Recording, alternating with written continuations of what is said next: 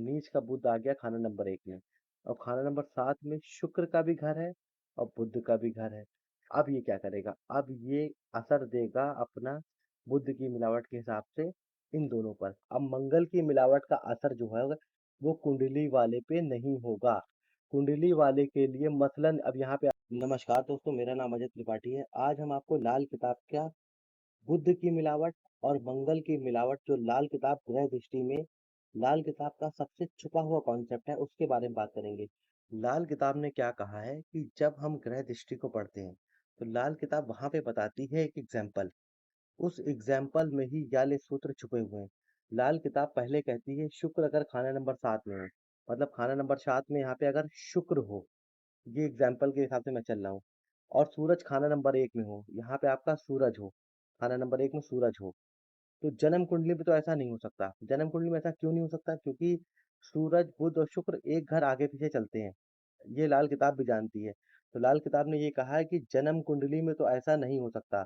तो सूरज ग्रह का असर बुध और शुक्र ग्रह से मिलेगा। मतलब सूरज का जो असर होगा वो खाना नंबर 7 में दृष्टि आती है कि तो बुध और शुक्र ग्रह में असर मिलेगा।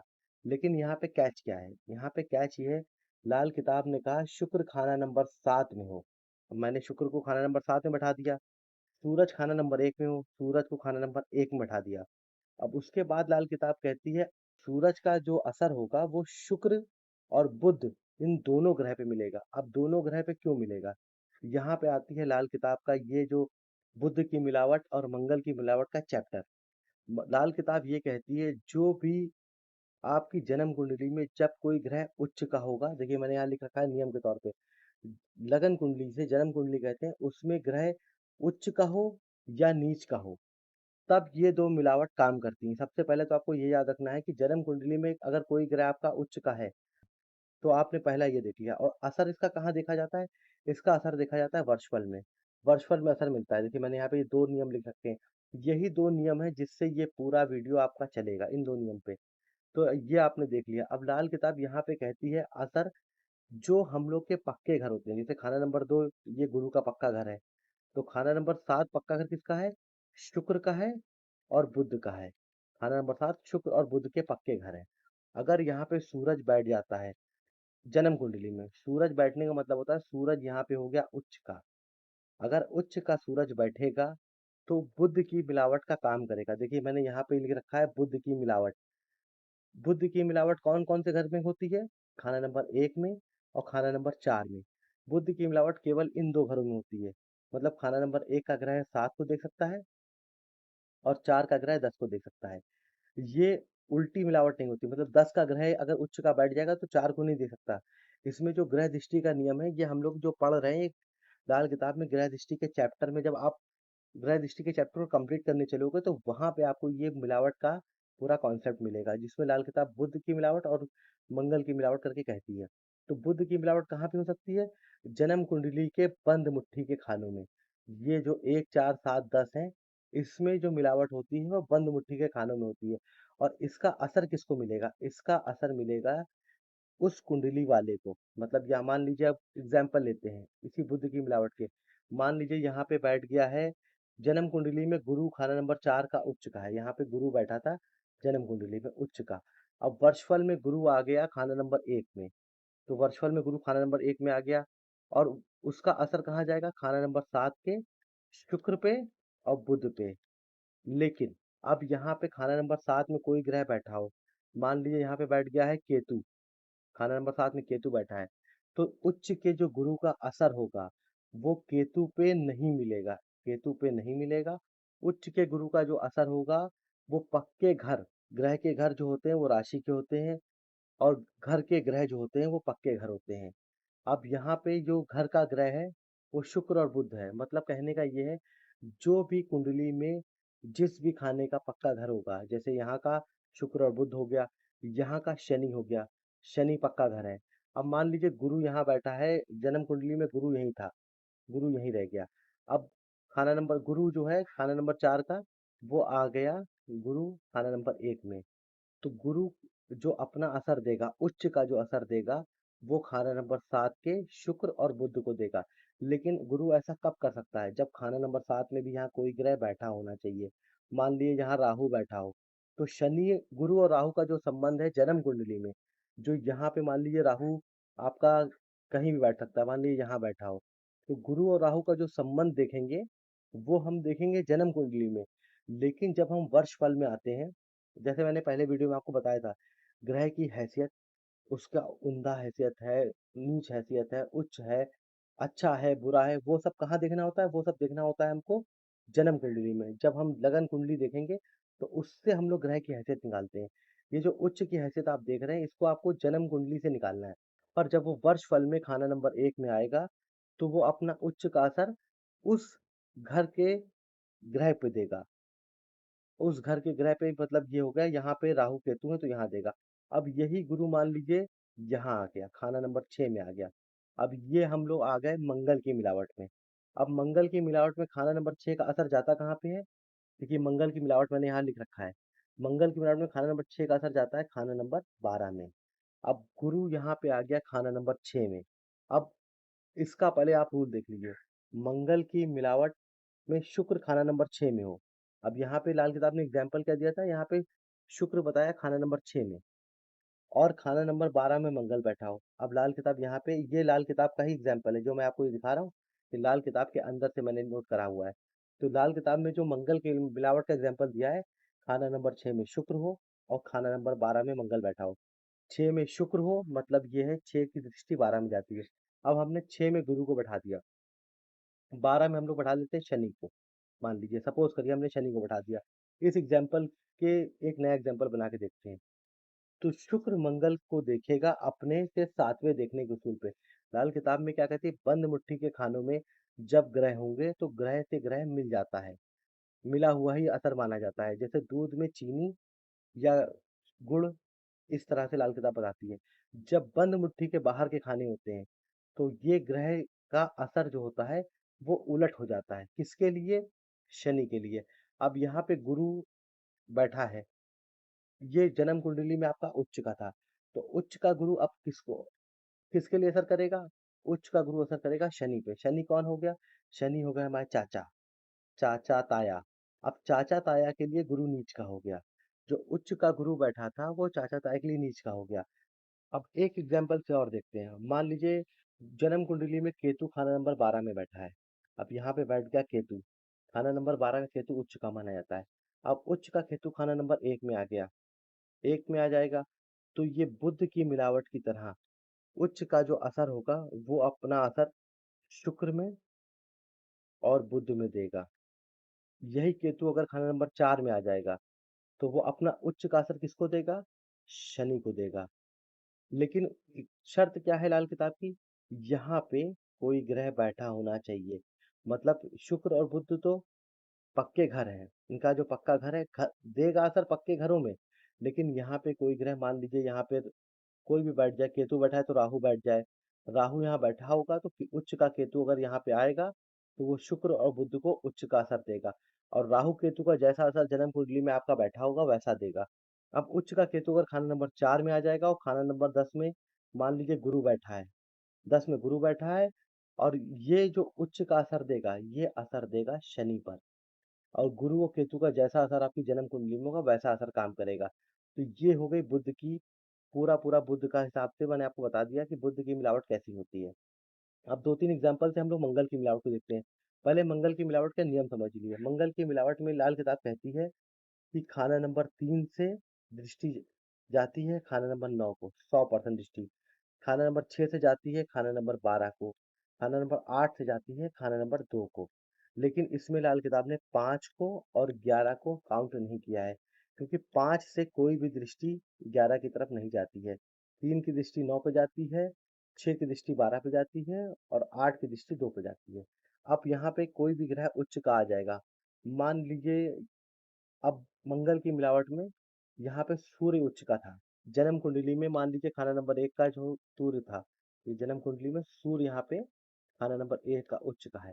अब खाना नंबर 1 का सूर्य अगर उच्च का आ गया आपका यहाँ पे खाना नंबर 6 में, 6 में सूर्य आ गया, तो 12 में मान लीजिए आप यहाँ पे गुरु आ गया। अब सूर्य और गुरु का जो संबंध, मान लीजिए गुरु आपका यहाँ बैठा हो, तो जन्म कुंडली में ये जो हो गई जन्म कुंडली, इसमें जो सूर्य गुरु का संबंध है वो तो रहेगा, पर सूर्य यहाँ से क्या करेगा, सूर्य यहाँ पे उच्च की दृष्टि से खाना नंबर 6 में सूर्य आपका जन्म कुंडली में उच्च का सूर्य जो खाना नंबर 6 में आया, ये असर डालेगा खाना नंबर 12 के लिए उलट असर करेगा। मतलब यहाँ पे सूर्य क्या होगा, उच्च का तो सूर्य था, पर यहाँ पे गुरु के लिए वो नीच का हो जाएगा। जो गुरु ग्रह बैठा होगा इसके लिए वो नीच का हो जाएगा, मतलब पिता के लिए सूर्य नीच का हो गया, तो पिता को इस साल, ये वर्षफल में ही देखना है इसको, इस साल पिता के लिए सरकारी काम में बाधा वगैरह आ सकती है। सरकार से संबंधित कोई भी अगर वो काम करते हैं तो उसमें रुकावट आ सकती है, या उनके बॉस उनको परेशान कर सकते हैं, इस तरह की कोई भी कंडीशन हो सकती है। तो इस तरह से लाल किताब का एग्जाम्पल कोई लेके देख लेते हैं। मान लीजिए यहाँ पे शुक्र, लाल किताब ने कहा कि आप शुक्र को ले लो, और यहाँ पे मंगल को कहा, तो मंगल, शुक्र यहाँ पे नीच का है। अब नीच का शुक्र ये होना चाहिए जन्म कुंडली में, मतलब जन्म कुंडली में शुक्र होना चाहिए नीच का आपका।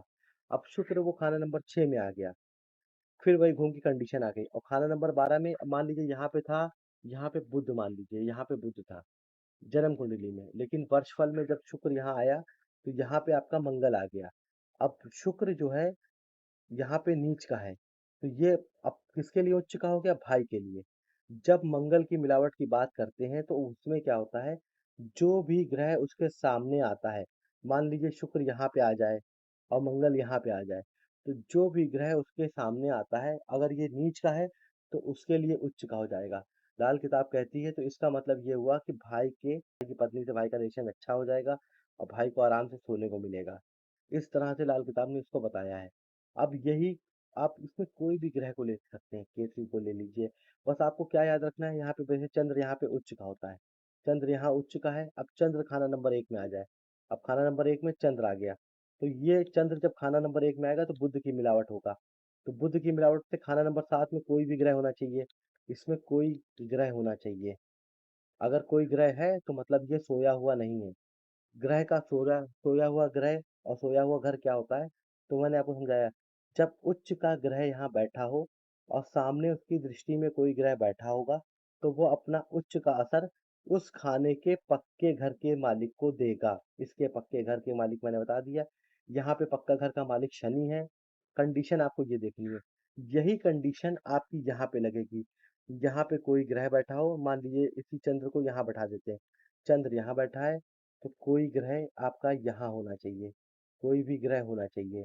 और उसका जो उलट असर होगा, जो ग्रह यहाँ बैठा होगा उस ग्रह के, जो भी यहाँ ग्रह बैठ जाएगा, मंगल बैठा होगा तो भाई के लिए, भाई का चंद्र नीच का हो जाएगा। अगर यहाँ पे शनि बैठा होगा तो चाचा का चंद्र नीच का हो जाएगा।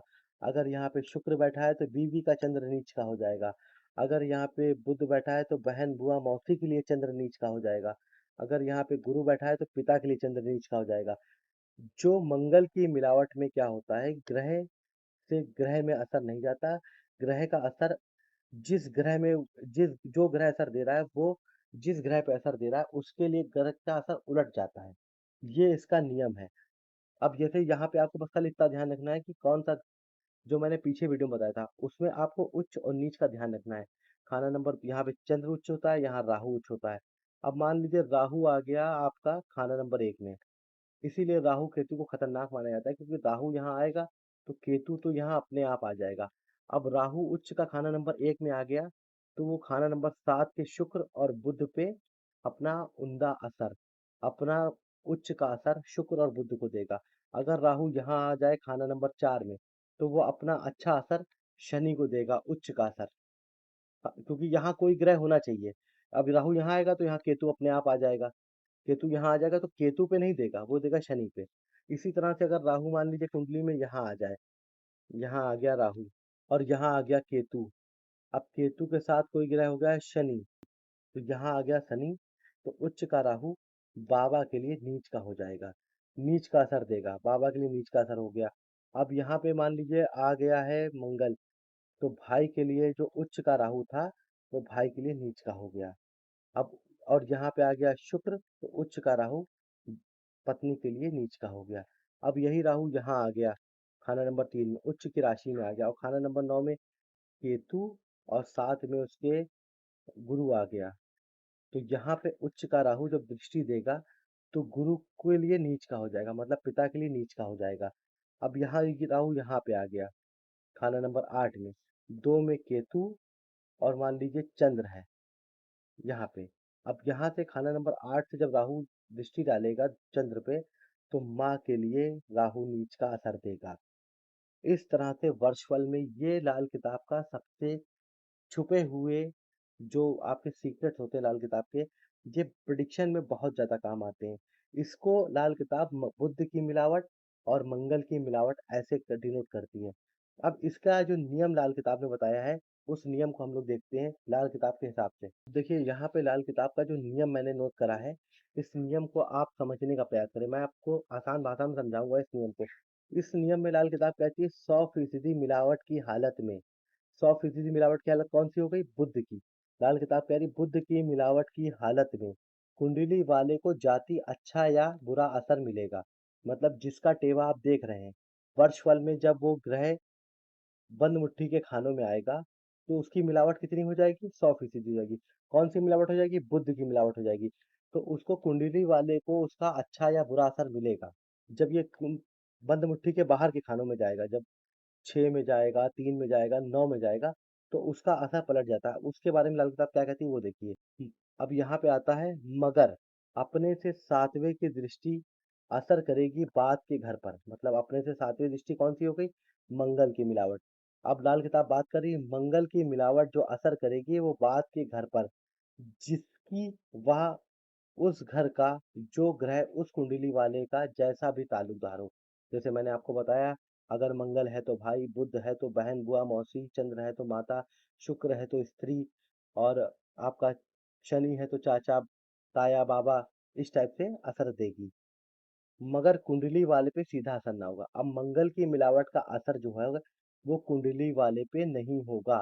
कुंडली वाले के लिए मसलन, अब यहाँ पे आता है मसलन, इसको पढ़िए ध्यान से। मसलन बात के घर में 7वीं मिलावट की हालत में शुक्र है तो अगर असर होगा बात के घर का शुक्र पर उलट कर दिया। मतलब जो बात के घर में जो शुक्र का एग्जाम्पल लाल किताब दे रही है उसी के बारे में बात कर रही है कि अगर बात के घर में खाना नंबर 6 में लाल किताब ने जो शुक्र का एग्जाम्पल दिया था, तो वो खाना नंबर 6 में इसको लाल किताब कह रही है शुक्र को हमने बात के घर में रखा, तो उसने असर को उलट कर दिया औरत जात के ताल्लुकदार या कुंडली वाले के ससुराल पर अपना असर उलट असर होता होगा। मतलब जो उस औरत से संबंधित शुक्र जो उल्टा हुआ है, तो वो औरत से संबंधित उस कुंडली वाले का जो ताल्लुकदार होगा उस पे असर करेगा। नीच का, उच्च का, जैसा भी असर होगा वो पहले संबंध औरत से बनाया, औरत जात के ताल्लुकदार से उल्टा संबंध होगा। अगर पहले घर का कुंडली वाले के लिए मंदा फल मिल रहा था, मतलब जिसका कुंडली आप देख रहे हैं उसको अगर मंदा फल मिल रहा था, तो उस मंदे फल का उल्टा यानी अच्छा फल, जैसे मैंने आपको बताया अगर यहाँ पे शुक्र नीच का है और सामने मंगल बैठा है, तो मंगल मतलब भाई, ब- पत्नी के भाई के लिए उच्च का फल हो जाएगा। अगर यहाँ पे चंद्र बैठा है, तो पत्नी की माँ के लिए उल्टा असर हो जाएगा। जो इस ग्रह का रिश्तेदार होगा उसका, जो भी रिश्तेदार सामने बैठा होगा, इस ग्रह की कंडीशन जो होगी उसकी उलट कंडीशन उस रिश्तेदार पे लागू होगी। जैसा मैंने आपको रूल बताया, बिल्कुल सेम वही रूल है। आपको बस ये ध्यान रखना है कि जो मंगल की मिलावट होगी वो खाना नंबर 3, 6 और 8 से होगी। 3 का ग्रह 9 को देखेगा, 6 का ग्रह 12 को देखेगा और 8 का ग्रह 2 को देखेगा। इसमें दृष्टि में ऐसा नहीं हो सकता 2 का ग्रह 8 को देखे। इस चीज को आपको ध्यान रखना है। जब बुध की मिलावट की बात आएगी तो 1 का ग्रह 7 को देखेगा, 4 का ग्रह 10 को देखेगा। अब यहाँ पे क्या नियम है? इसमें बंद मुट्ठी के खाने में जब ये मिलावट होगी तो उसका असर उस ग्रह के पक्के घर को कुंडली वाले को मिलेगा। मतलब यहाँ पे अगर गुरु उच्च का बैठा है तो शनि पे, अगर यहाँ पे कोई और ग्रह बैठा है, चंद्र बैठा है, तो वो शनि पे, जो पक्का अगर शनि का है, तो शनि के लिए मतलब किस्मत के मैदान के लिए वो अच्छा असर देगा। अगर यहाँ पे इसके बाद अगर बंद मुट्ठी के बाहर की बात होगी, तो जो ग्रह बैठा हो, यहाँ पे शुक्र बैठा हो और यहाँ मंगल बैठा हो, तो शुक्र माने स्त्री, मंगल माने पत्नी का भाई, पत्नी के भाई के लिए नीच का हो गया। अगर यहाँ पे चंद्र बैठा है और यहाँ बैठा है मंगल। चंद्र जन्म कुंडली में आपका उच्च का है, जो खाना नंबर 2 का चंद्र है। अगर उच्च का चंद्र बैठा है तो चंद्र यानी माता, मंगल यानी भाई। तो भाई के लिए, माँ के भाई के लिए नीच का असर होगा। हैसियत जब भी ग्रह की निकालनी है तो हमको उच्च नीच, मैंने एक वीडियो बना रखा है पूरा डिटेल में इसका, तो वो आप देख सकते हैं। ग्रह की हैसियत हमेशा जो है जन्म कुंडली के हिसाब से निकालनी है, और उसका जो असर आपको लेना है वो आपको लेना है वर्चफल में। क्योंकि लाल किताब में पहले साल से ही वर्षफल बदलता चला जाता है। जब आप लाल किताब की वर्षफल तालिका देखेंगे तो पहले साल से ही कुंडली में ग्रह घूमना फिरना चालू कर देते हैं, बैठते नहीं कहीं पे। तो इस चक्कर में आपको जो असर लेना है लाल किताब का वो वर्षफल से लेना है, पर जो ग्रह का ग्रह से संबंध लेना है वो आपको जन्म कुंडली का लेना है। अब एक एग्जांपल से इसको और समझते हैं। मान लीजिए ये जन्म कुंडली है, जन्म कुंडली के खाना नंबर 4 में यहाँ पे मंगल बैठा है। तो मंगल यहाँ पे हो गया नीच का। जन्म कुंडली के हिसाब से जब खाना नंबर 4 का मंगल होगा तो मंगल हो जाएगा नीच का। अब ये नीच का मंगल बैठा है। अब ये वर्षफल में भी खाना नंबर 4 में आ गया। अब ये वर्षफल में भी है, इसको वर्षफल मान लीजिए। खाना नंबर 4 में मंगल आ गया वर्षफल के हिसाब से। और सामने खाना नंबर 10 में यहाँ पे गुरु बैठा है। गुरु बैठा है, साथ में शुक्र बैठा है वर्षफल के हिसाब से। अब ये मंगल नीच का जो असर देगा मंगल, वो किस पे देगा? वो नीच का असर ना वो गुरु पे देगा, ना वो शुक्र पे देगा।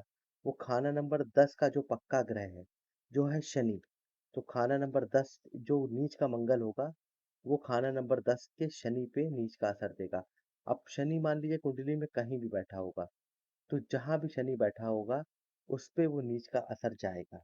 कंडीशन क्या थी? कंडीशन, तीनों कंडीशन पूरी होनी चाहिए। जन्म कुंडली में ग्रह उच्च का या नीच का होना चाहिए। उसके सामने जहाँ पे दृष्टि जा रही है वहां पे कोई ग्रह होना चाहिए। उसके अलावा जो भी ग्रह उसके खाने होंगे, वो उस खाने के लिए ग्रह को नीच का कर देगा। अब एक एग्जाम्पल से और देखते हैं, आपको बुध की मिलावट और मंगल की मिलावट के कई एग्जाम्पल देते हैं ताकि आप इसको अच्छे से समझ सकें इस बात को। अब एक एग्जाम्पल से आपको और समझाते हैं। अब मान लीजिए जन्म कुंडली में शनि ग्रह जो है वो नीच का है। शनि खाना नंबर 1 में नीच का होता है। अब आप इसको शनि को नीच का मान लीजिए जन्म कुंडली के हिसाब से। शनि खाना नंबर 1 में बैठा है। अब ये वर्षफल में खाना नंबर 4 में आ जाए, मान लीजिए इसको वर्षफल मानिए। तो शनि आ गया खाना नंबर 4 में। अब खाना नंबर 10 में कौन सा ग्रह बैठा है? खाना नंबर 10 में बैठा है, मान लीजिए बुध। बुध बैठा है और शुक्र बैठा है। अब यहाँ पे एक कैच आता है। अब शनि की जो नीच के शनि का जो असर होगा, वो खाना नंबर 10 के पक्के ग्रह पे होगा। अब खाना नंबर 10 किसका पक्का ग्रह किसका है? वो भी शनि का है। अब शनि का जो नीच का असर शनि पे जाएगा।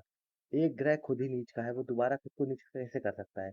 तो यहाँ पे ये एक नया रूल आता है कि नीच का ग्रह अपने घर को खराब नहीं कर रहा, मतलब वो अपने ग्रह को और खराब नहीं कर सकता। अगर इसीलिए मैंने एग्जांपल लिया था, ये एग्जांपल आ सकता है, ये आपके माइंड में क्वेश्चन आ सकता है कि जन्म कुंडली में तो नीच का शनि बैठ जाए, या तो ये इसका असर कैसा होगा? अब जन्म कुंडली में उच्च का शनि बैठ जाए। अब मान लीजिए शनि बैठा हो खाना नंबर 7 में, तो ये उच्च का शनि हो गया। अब वो वर्षफल में खाना नंबर 4 में आ जाए, तो उसका असर वो अपने ग्रह को उच्च भी नहीं कर सकता। उच्च का 4 में आया है तो उसका जो असर होगा, वो उच्च का असर खाना नंबर 10 के ग्रह पे नहीं जा सकता। वो उच्च का असर खाली अपने घर को खराब भी नहीं करेगा, उच्च का खुद ही से बैठा है तो अपने घर को बढ़ा भी नहीं सकता। तो ये उच्च और नीच में आप एक कंडीशन ले सकते हैं। अब इसके बाद एक एग्जाम्पल और आता है। अब यहाँ पे जो पक्के घर हैं वो 2 ग्रहों के हैं। जब 2 ग्रहों की बात आएगी तब 2 ग्रहों के पक्के घर हैं। अब मान लीजिए जन्म कुंडली में बुध बैठा हो खाना नंबर 12 में, जो नीच का होता है। ये आपकी जन्म कुंडली का हाल हो गया। अब यही बुध खाना नंबर 1 में आ जाए। अब नीच का बुध आ गया खाना नंबर 1 में, और खाना नंबर 7 में शुक्र का भी घर है और बुध का भी घर है। अब ये क्या करेगा? अब ये असर देगा अपना बुध की मिलावट के हिसाब से इन दोनों पर ये बुध को बचा लेगा और शुक्र को ज्यादा खराब करेगा, बुध को कम खराब करेगा, क्योंकि ये खुद ग्रह अपना खुद को खराब नहीं कर सकता। इसी तरह से इसको वाइस एंड वर्सा कर लीजिए। अब मान लीजिए यहाँ पे शुक्र हो नीच का, शुक्र हो गया आपका खाना नंबर 6 में नीच का। अब शुक्र खाना नंबर 1 में आ जाए, अब वही शुक्र जो नीच का था वो खाना नंबर 1 में आ जाए, तो ये जो है शुक्र को बचा लेगा और बुध को खराब कर देगा। यहाँ पे बुध जो है बुध खराब हो जाएगा पर शुक्र बच जाएगा। इस तरह से ये सारे एग्जाम्पल मैं कोशिश कर रहा हूँ कवर करके आपको समझाने की। आप बिल्कुल इत्मीनान से इसको वीडियो को देखें। इसमें बताया क्या है, जन्म कुंडली में कोई ग्रह उच्च या नीच का होना चाहिए, पहली कंडीशन। वर्षफल के हिसाब से वो या तो इस घर में आना चाहिए, या तो इस घर में आना चाहिए, या तो इस घर में आना चाहिए, या इस घर में आना चाहिए, या वो इस घर में आना चाहिए। क्योंकि ये रिवर्स दृष्टि नहीं मार सकता, ये इधर नहीं देख सकता, 10 का इधर नहीं देख सकता, 7 का इधर नहीं देख सकता और 12 का इधर नहीं देख सकता। तो इस तरह से ये जो मैंने आपको खाना बताया है, खाना नंबर 1, खाना नंबर 3, खाना नंबर 4, खाना नंबर 6 और खाना नंबर 8, इन घरों में जब उच्च का या नीच का ग्रह आएगा वर्षफल में, तब उसके सामने ये हो गई कंडीशन नंबर 2। अब तीसरी कंडीशन क्या है? अगर मान लीजिए इसमें कोई ग्रह आ गया है आपका वर्षफल में, जो जन्म कुंडली में आपका उच्च का है या नीच का है, तो उसकी कंडीशन क्या है? खाना नंबर 9 में भी ग्रह होना चाहिए। कोई भी ग्रह हो, उसका और जो इसका संबंध है वो हम लोग जन्म कुंडली से देखेंगे। इन दोनों के बीच में क्या संबंध है? अब मान लीजिए यहाँ आया मंगल, मंगल तो भाई के पिता के लिए हो गया। यहाँ शुक्र उच्च का आया है, शुक्र उच्च का आया तो बीवी के पिता के लिए हो गया।